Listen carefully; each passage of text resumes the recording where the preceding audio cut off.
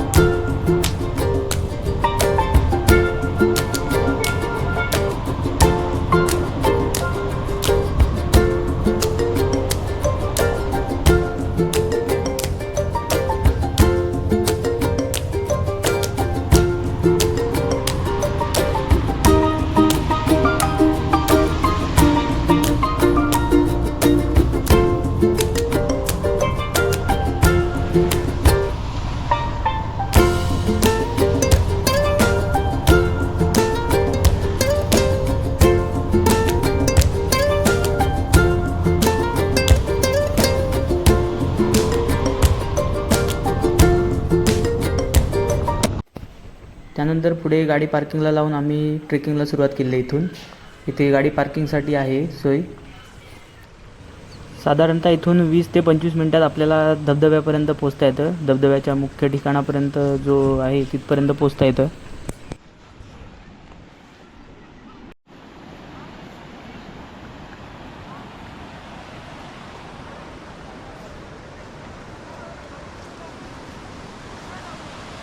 इकडे हा समोर दिसतोय हाच धबधबा आहे.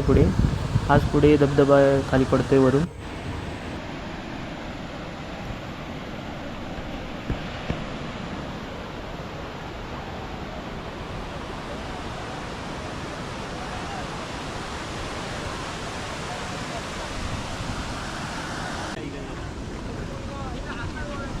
त्याचबरोबर सॅटर्डे संडे असल्यामुळे थोडीफार गर्दी असते इकडे.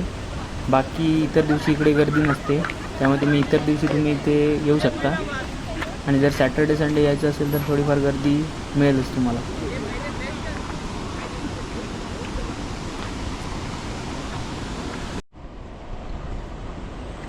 त्याच्याबरोबर समोर दिसतोय हा बदलापूर पनवेल हायवे आहे. त्याच्या बाजूनेच बरोबर हा बदलापूर पनवेल हायवे जातो. इथे टनेल आहे पुढे.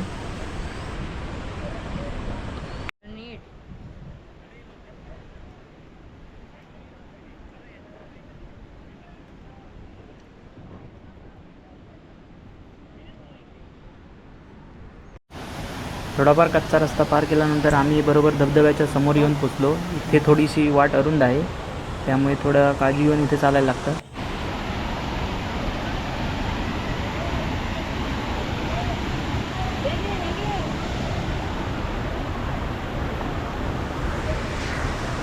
थोडी अवघड वाट पार केल्यानंतर आपण धबधब्यासमोर येऊन पोचतो आणि धबधब्याचं सुंदर दृश्य समोरून बघता येतं. पाऊस जर जास्त नसेल तर इथे धबधब्याखाली आंघोळ करता येते आणि डुंबता येतं.